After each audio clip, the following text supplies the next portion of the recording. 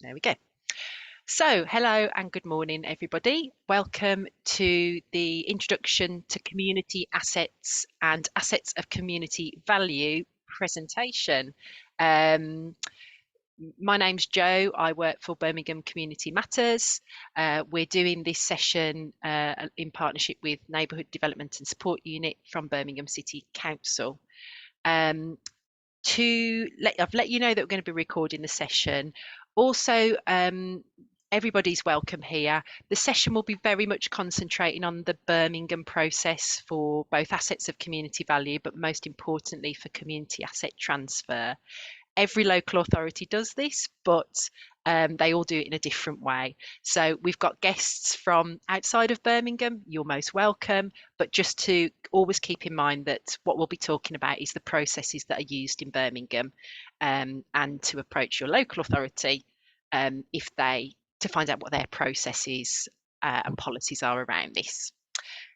So a little bit about Birmingham Community Matters for those of you who haven't met us before. We're a charity. We've been going for about 6 years.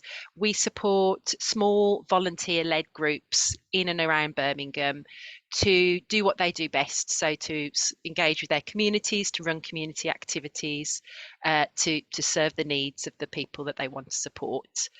We help people through giving them information. We also arrange peer support sessions and information sessions through all aspects of running groups.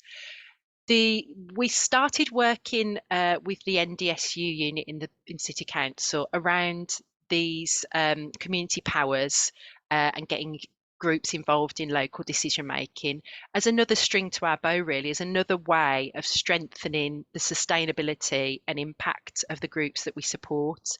It's really important that groups who are working with communities really can see how they can influence local decision making, and also that they've got a role in meeting the needs of their communities. So that's the reason why we're doing this work, and we're kind of enhancing some of the work that we do around involving groups in local community decision making. So we wanted to I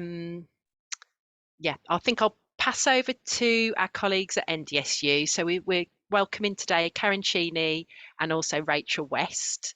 Karen will be presenting first and then passing over to Rachel. As I said, any questions you've got, either pop them in the chat, or if you want to raise your hand, and we'll come to you, and we'll also have an opportunity at the end to have a more wider discussion. Okay, so I'll stop sharing my screen, and without further ado, pass over to Karen. Thank you, and Rachel will share her screen and put the slides up. But just to introduce us both, I'm Karen Cheney, and we've also got Rachel West on today. So we are part of the Neighbourhood Development Support Unit, as Jo said, and we look after the asset of community value process and also support community organisations on the community asset transfer process that's within Birmingham. So I developed it some years ago. We don't actually deal with the individual asset transfers, but we do support on the general process. So next slide, please, Rachel.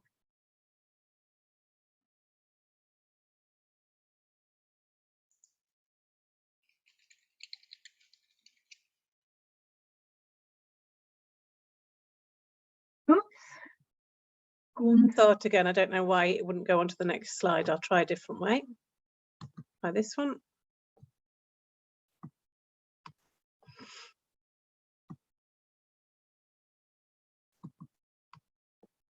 There we go. Right. So I always like to start with a quote. So this is from the Quirk Review, which is actually quite old now, about making assets work. But I think it applies to both community asset transfer and assets of community value, and probably lots of things as well. So there are risks, but they can be minimised and managed. There's plenty of experience to draw on. The secret is all parties working together, and I think it's that last sentence that's the most important on what can appear to be quite difficult processes. So what we're going to cover today is give you a real quick run through on the background to CAT in Birmingham and Birmingham City Council. As Joe said, this will be very bespoke to ourselves. What does community asset transfer actually mean? Because I think people do get a little bit confused between all the different things. How it works in Birmingham, which we call our protocol, and the valuing worth methodology. A few hints and tips. Then I pass over to Rachel, who'll go through assets of community value and that process, and then just a little bit at the end on community ownership fund. Please ask questions as you go along, or put them in the chat box, or hold on to your question perhaps and see if it's answered whilst we're talking, and then if it's not, I'll put that in.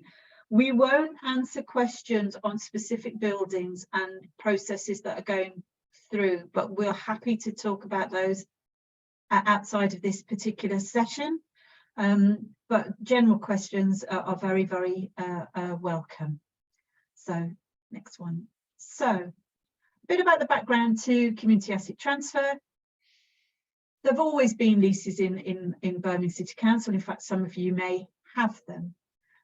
But there was this report, the Quirk report, which I think you can still find if you Google it, which talked about making more buildings community owned for all the benefits that has about ownership, community ownership, knowing your area best, etc., etc. There was then the Localism Act 2011, which I think Joe previously mentioned, which had a series of community rights. Asset transfer isn't a community right, but ACVs are in terms of getting things listed. But it's all around that growing trend towards working neighbourhoods and localism. So in Birmingham, a new revised protocol and new ways of working was approved in March 2011, with the rollout phase the following year. It is corporate and it is still in place, pretty much in the same format that when first developed it. But we'd learnt a lot of lessons because we were very fortunate in the last years of Advantage West Midlands, funded a community asset transfer development programme for 2 years. And then since that, there have been about 20 successful community asset transfers in Birmingham, bringing us right up to date. Some of you may be familiar with the Working Together in Birmingham's Neighbourhoods policy that the council introduced, which is really that commitment to work with community organisations and neighbourhoods and work together. And community asset transfer does appear in that, is one of the mechanisms by which that can happen. Thanks, Rach. So this, for those colleagues who aren't from Birmingham, this might not apply for yourselves, but in Birmingham City Council, CAT is not an automatic right, but it is based on an individual business case. However, as a council, we must strive to be clear about which buildings are available and which are not. So it's not automatic. You say, oh, I would like that building. It doesn't mean it'll become a CAT. It is through the decision making of the City Council and the particular service areas that hold that building as to whether it's released for a community asset transfer or not. It does include buildings and land. So apologies, I will probably say buildings all the time, but it does include land as well, and we do have some of those in Birmingham. In Birmingham, it's generally leasehold, not freehold, and generally on a full repairing lease.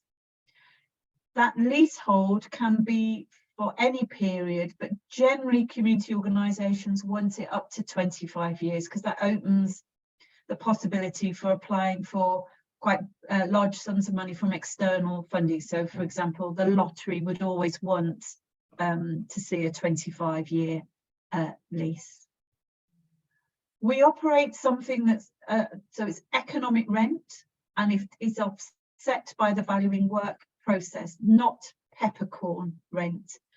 The reason for that is that we want to assess the quality of the organisation and the positive impact that the delivery of the work that they're doing in an area should be costed for, and that then offsets what the economic rent should be. So our experience that we have at the moment is all of the organisations that have gone through the process don't pay any rent because their value in worth is much greater than the economic rent. Buildings for CAT can only go to bona fide not-for-profit community organisations. And a bit of a definition there. So as long as you've got an asset lock within your organisation and your stated goals are social and focus on community benefit, that's okay, but they don't go to private organisations and those that are for profit. And as from March 2011, CAT should be a consistent qualitative process across the City Council. So how do we do it, or how should we do it? City asset registers are regularly reviewed. There is something in Birmingham called the Property and Assets Board. If you remember, I said it's not a right, but buildings do come up and are available for CAT, and that's either an office, generally an officer's decision, sometimes a member decision, and those buildings then become known that they are available. If they are, they're advertised in appropriate places. Property services have a website that they go out on, or we sometimes send them to BVSC, send them to Birmingham Community Matters, so we generally send them out. And as an organisation, you need to seek an expression of interest and a very general outline business case. Generally, information on the building is sent out to you. Often there is an open morning information session so organisations can view a site, and then there is an assessment and a short list of expressions of interest, and then there is always an interview of shortlisted organisations who are interested in the building. That only differs if you are a current tenant in a City Council building. If that's the case, then you do get a priority interview before it's shared. So that is the difference. Following those interviews, you would then be titled the preferred community partner, and you would have a lead contact officer, generally from the area in the City Council that the building is managed by. So it might be education, it might be through City Ops, it might be through the youth service, wherever that building actually sits. And they would be taking you through the process. You would get a heads of term of a CAT lease offered subject to your presentation of a final business case to see that you are able to run the building, because the background and the ethos to this is we want organisations to succeed. We don't want to set them up to fail. So it's very much to ensure that you are have all the monies in place and also the capacity in place to do that. The valuing worth would then be done and a report signing it off. So heads of terms are accepted, legal services are instructed, and references could be taken up if needed. And if you're on a charity, we often go and look at the charity's website just to make sure everything is okay. Thanks, Rach. In terms of what's a CAT lease and how is it different to an ordinary lease? So some of you may have you're already on a lease. There is a standard lease in theory, but it does evolve, and in practice it's tweaked. The difference between the CAT lease and an ordinary lease is once you've finished the valuing worth, the obligations and the things that you're saying that you're going to do are actually written into the lease. So if you've said you're going to be working with young people, or you're working with older people, or that you're going to develop volunteers, though, all of those would be set in the lease. That is the difference. So usually a general lease, it's just transactional. There is a cost to that lease. As long as you fit the bill, it would just be that way. If you're actually on a cat lease and it impacts on the rent, it would go into the a cat lease. They are usually full repairing. Heritage assets would not be treated particularly differently. We do have quite a lot of Grade 2 listed buildings, but there may be some different repairs and alteration clauses relating to its listing.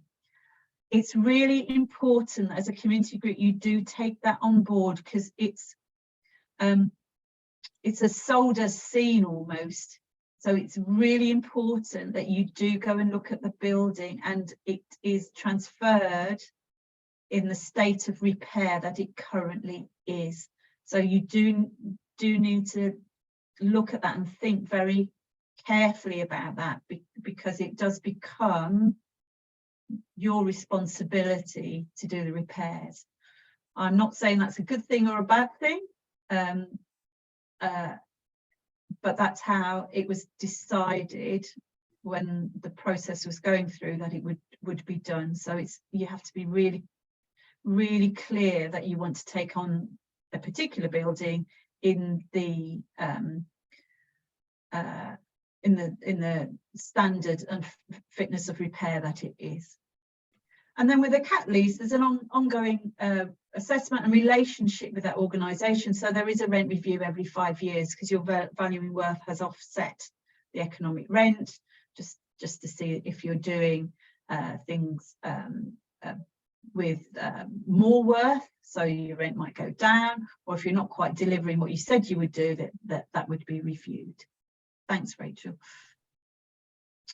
So the valuing worth, and this is very much bespoke to Birmingham, predates social value, the social value some of you might be familiar with.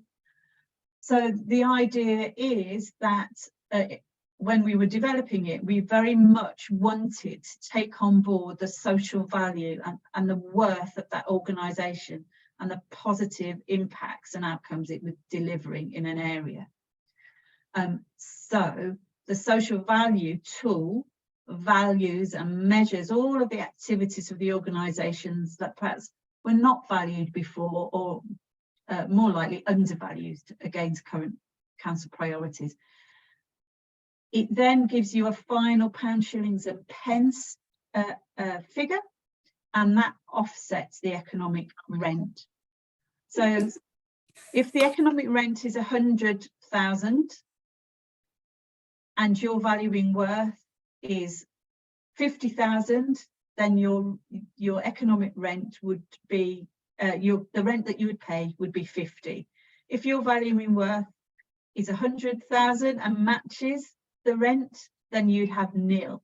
If your valuing worth is 150,000 against an economic rent of 100, your valuing worth would still be nil.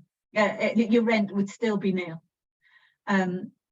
But many organisations who've used this tool, it has helped them when they've applied for external funding, because they've been able to say the City Council has valued us as an organisation and what we deliver as and with an amount. So that's been really useful for them, and it is a qualitative process. Previously, if you were a charity, you'd automatically be given a zero rate, a peppercorn rate, but it didn't take any account of the work that you did, and many organisations were then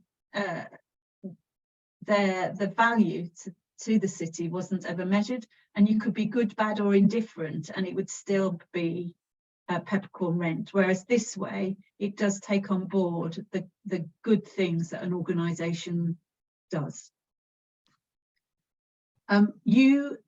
Sorry, last two, go back.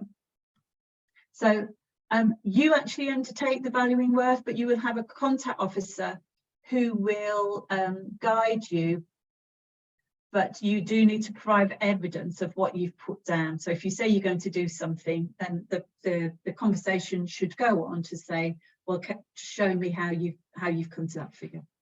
It's not a perfect tool by any means. It's a bit clunky. It's still paper-based, but it does emphasise the need to take account of the contribution and value of organisations and their tangible worth in the delivery of desired outcomes in neighbourhoods. Sorry, that's a bit local authority speak, but you get the drift.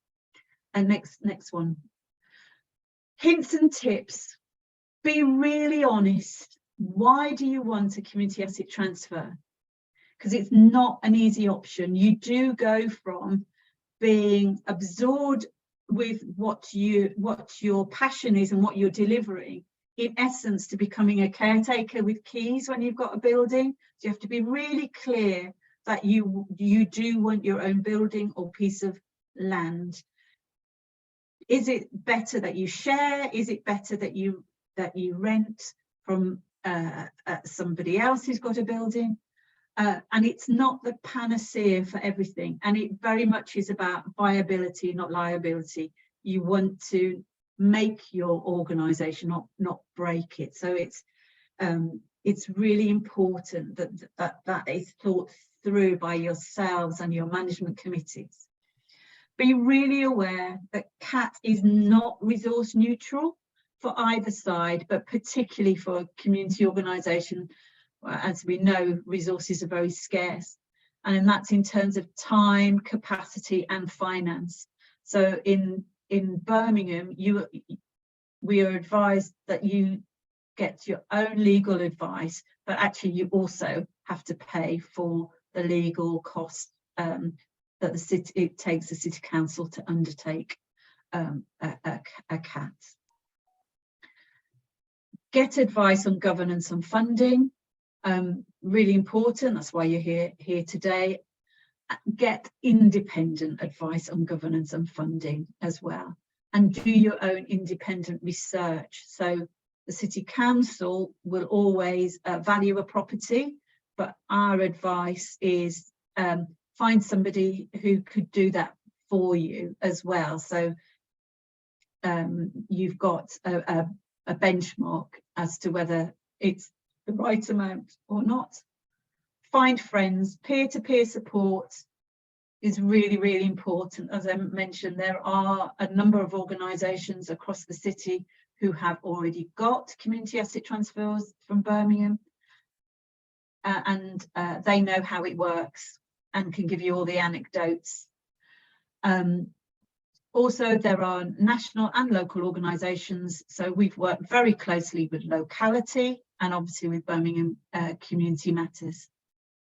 If all of those things are in place, it can be a huge opportunity, and there are huge community benefits to having a community asset transfer and developing a work in a neighbourhood and acting as a catalyst to help community organisations to develop their work further. Next one, Rachel. Okay, at this point, unless there are any specific questions that people want to ask, we will go on to the assets of community value. I asked a couple of questions, Karen, in the chat, okay. And I think there's a couple of other ones as well. So if you can access the chat, you can respond, or I can talk you through. Yeah, no, I've got it. Let's have a look. Can groups put forward builders to the property and asset buffers? Yes, it is a bit of a two-way process. You can, and that is what happens. Those who are on current leases, and when those leases run out, will expire, they are and they're community organisations, they are automatically given first choice to go onto a community asset transfer lease. So if you're already in a building and your lease is just about to expire, then you can do that. If you're not in a building but have found a city council building, then it's worth having that dialogue around that, because it could be that building or land could go go forward. So it is a two-way process, and I would say an awful lot of this is about relationship building and communication. Are there situations where the valuing work? Not yet. It has always zeroed out, which is good. So within these four walls, it has the valuing worth process has been developed to actually be on the side of community organisations. So it's not meant to put people off. It's actually meant to encourage people to take on our buildings. So that situation hasn't happened. It could do, but it hasn't.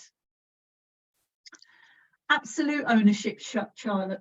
Really interesting, this one, because right at the beginning, when we first developed, and I was the person doing the work in Birmingham, we've always talked about leasehold rather than freehold, and most local authorities have come round, and national organisations have also come round to that.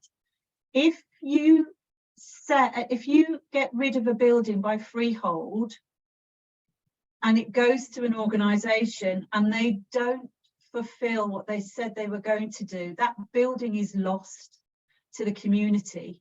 There's no coming back from it. So it's very much felt that doing things leasehold means that there is a security net, both for the city council as a custodian of a community building, a neighbourhood so that the building stays within a neighbourhood, but also to the community organisation, because there are lots of reasons that it doesn't quite work, and it does mean that organisations are able to give buildings back. Whereas if it was a freehold, that wouldn't be the case. They would still have that building. So that's the rationale by which that was done, and most local authorities do now follow that. Don't know the answer to that one, Charlotte, but you do have security of tenure. They're legally binding documents. Sorry, yeah, I just wondered what happened at the end of the 25 years. Is there an automatic right to request a new lease? As I've mentioned before, those that are currently on leases, they are given that opportunity to go on to a community asset transfer in the first instance. Yeah, I meant the community asset lease, but I think I'd see one of them and understand it more. Yeah, but I think, Karen, if I understand your question right, Charlotte, because this has all sort of come in, we haven't had the chance to get to the end of a 25-year lease with community asset transfer to sort of see what would happen next. I mean, I would assume that if it had gone well on both sides, there would be no reason why it couldn't continue on. Correct. There's provision in the Landlord and Tenant Act for a lease that's not residential for the tenant to have an automatic right, which is the security of tenure that I was referring to, and it's usually in heads of terms of commercial leases. So it would be something that would be kind of decided at the beginning rather than at the end. It isn't a commercial lease. No, I appreciate that. That's where I wondered where it fit within the. Yeah. As Rachel said, we've not got that far yet for 25, but and not everybody has a 25 years. As I've said, it doesn't need to be a 25-year lease. It can be 5, 10, 15, any multiples. We generally talk about 25 because that releases external funding. I think that was all of the questions, Joe. I saw Suzanne had put one in. If you already have a lease, you can have that discussion with the service area as to whether you want it to transfer to a cat lease. But as I said, it is not an automatic right CAT leases, it's one that is a decision that's made by the particular service area. It's not a right to change. But as I've also said, it's about developing relationships and keeping communication channels open. We'll go across now to the assets of community value, and the reason we've split them because people get confused between the two, and they are two very specific processes. So hand over to Rachel. Yeah, thanks, Karen. So I'm Rachel West. I'm part of Karen's team in the Neighbourhood Development and Support Unit. And so, yeah, as Karen said, there is confusion between the two processes, but they are very different. So assets of community value is also part of the Localism Act, the community right to bid. So this is the right for voluntary or community bodies to request a local asset, which, like CAT, can be land or building, to be listed as an asset of community value. So this does not give any rights over the building, and like CAT, where it's about an organisation hopefully sort of, you know, being able to get a leasehold on land or building, this is not what an asset of community value is about. So unlike CATs, assets of community value, what can be nominated? It can be building or land that belongs to Birmingham City Council, or, you know, privately owned, any building or piece of land which the group decides is, you know, is fit to be nominated. So I think it was brought in by the government, you know, I think they had in their mind, you know, sort of post offices, you know, like I don't think they thought about somewhere like Birmingham and what's available in Birmingham, but it, you know, it fits any sort of area, you know, rural or urban. So I think they were looking at local pubs, libraries, community centres, playing fields, shops, football clubs. So it is a statutory duty and responsibility for the local authority to keep a list of ACVs. So the in terms of who can nominate, so it is parishes and community organisations. Also, if you are part of a group who are not actually, or if you're an individual and not sort of constituted as a community group, if you can get a list of 21 names from the local area to support your nomination, you can also put in a nomination for an asset to be listed. And then there is a form on the Birmingham City Council website, and you would fill in that nomination form and send it to our email address, which is on the screen now. After that, there is an 8-week window for us to consider the nomination, and there is an independent officer panel who sits, and we get all the information that relates to this nomination, and we consider it, and then we have to sort of come back to you with a decision within that 8-week time frame. So what actually, again, it's not moving on. It sometimes takes its time, Rachel. It sometimes has a delay.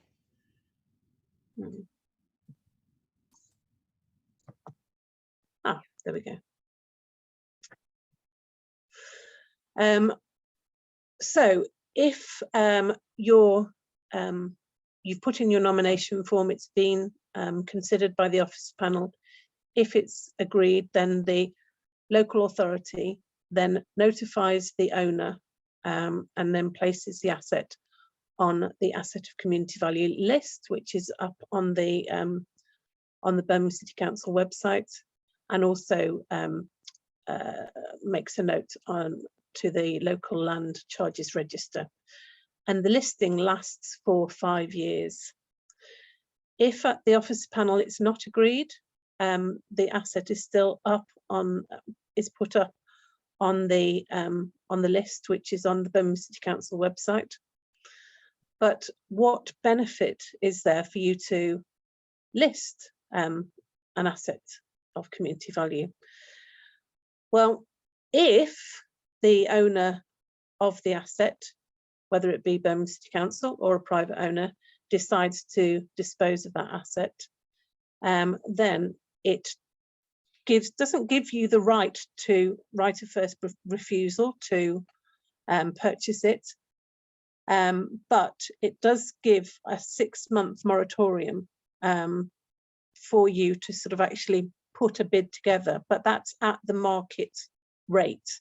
So it's not like, you know, you have any particular rights, but, you know, to have it cheap or even to sort of buy it at all. You can't force a sale if you have listed an asset as an ACV. But it is, you know, it is a sort of a useful tool if you are sort of a community group, and then it's you've not got. showing, Sorry. No, sorry. Okay, so it does give sort of a limited power to the local community group if the asset comes up for sale. So is there any questions on assets of community value before we move on to the ownership fund? Rachel, can I just add, it's really useful if people want to list an asset because it is an asset of community value, that it's very much seen as an asset that is very well used, well loved, well needed in an area. It's quite a symbolic thing to do to make it an asset of community value. Some of the groups that have done it in the past have done it because they've thought the building was in fear of being sold or losing it, and therefore it can help add to the debate as to perhaps it not being so it enables that conversation.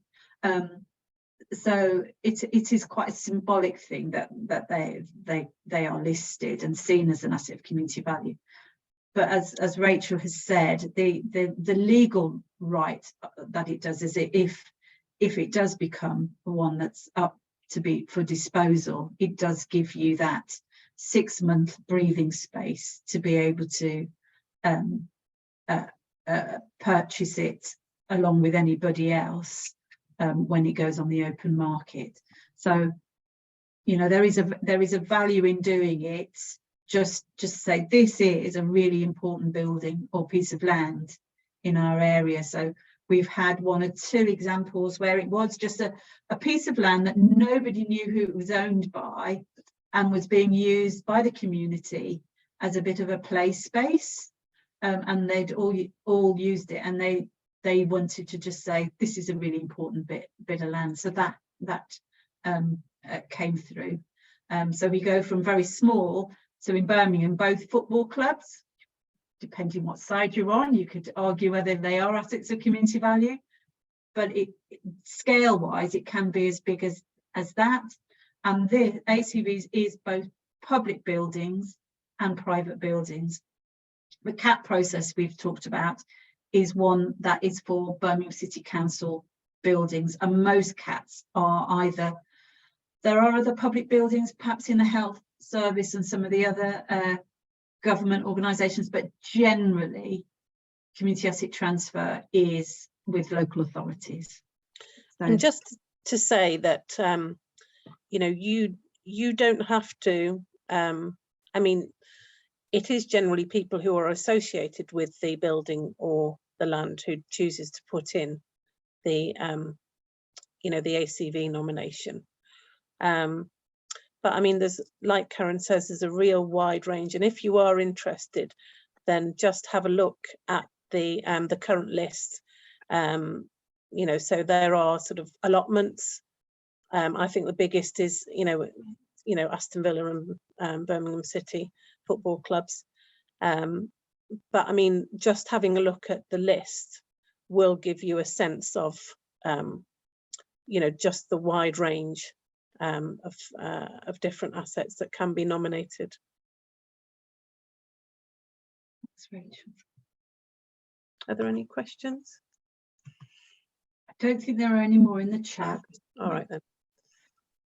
Oh, hello. Oh, hi. Is that Murad? Yeah, it is. Go ahead. I was just wondering, do you, from council, do you make any lists like a possible assets that can be that can go to CAT? I think that's a really interesting question, Murad, and it's one that I have posed. I would personally think we should list all of our community assets as assets of community value.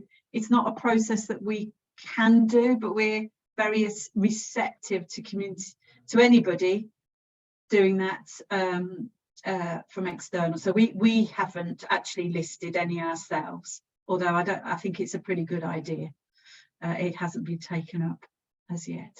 Yeah, the reason I'm saying it's like possibly from business point of view, maintenance, community involvement, possible engagement, probably you can put forward some properties for CAT list, or it could be when this budget cut is coming, and also things if you do as well, or otherwise it looks like all these Birmingham City Council assets are on offer. It's not a bad idea, is it, if communities are a bit worried that perhaps in times of austerity that some assets might close or be sold off, to whack in an asset of community value. We are very open and receptive to receiving those, because we would agree with what you've said. Yeah. Murad.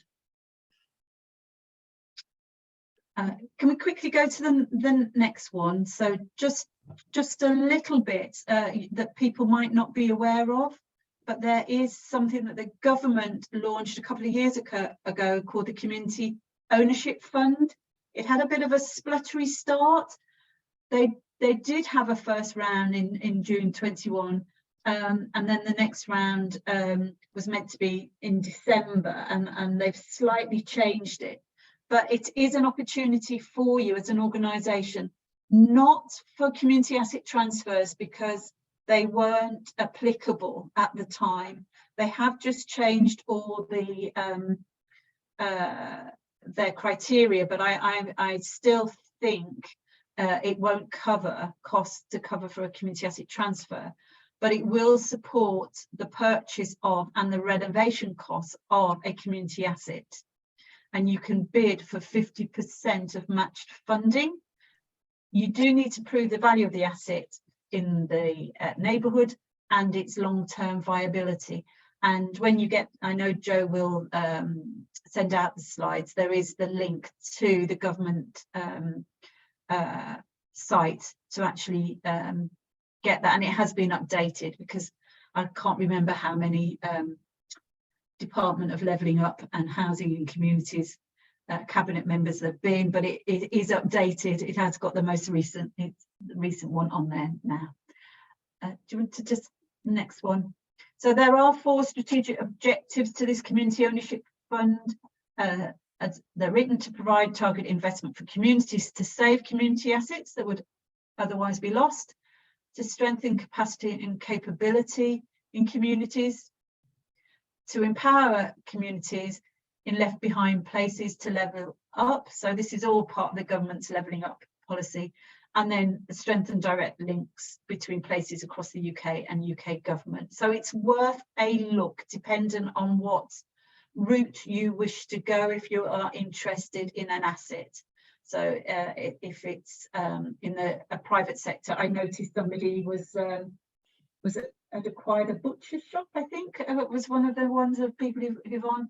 That might be something that there is an opportunity for external funds. And then just the final page, if you want to contact us, then we've put the general email for NDSU at birmingham.gov.uk, which then will go to the right specific officer. That is the one you do need to use for an asset of community value. And then you've got myself and Rachel. So Rachel leads on the assets of community value, so it's worth going directly to Rachel. On community asset transfer, if you've got any more particular questions, it's best to direct to me. But just need to emphasize, NDSU don't make the decisions about which buildings are available and which are not. There is a website for property services, but we can direct you to that. We have tried to split responsibilities so that we are on the side of supporting community organisations through the process, rather than undertaking those asset transfers directly, which would then be a conflict of interest. So we're, if you like, on the support side, but we can direct you to who you need to speak to about particular buildings, etc. So Joe, that's the end of the presentation. It'd be really useful if people have just got some general comments, or whether if there's something that's been missed out. That's really good learning for us, something that hasn't been covered that people thought would be on the call, or if there are any other questions. Yeah, absolutely. I'll stop recording now so people can speak freely. And yeah, just like you said at the start, if there's some things that are really specific, then it might be that you take them outside of here. But yeah, open the floor for some general discussion. Hold on.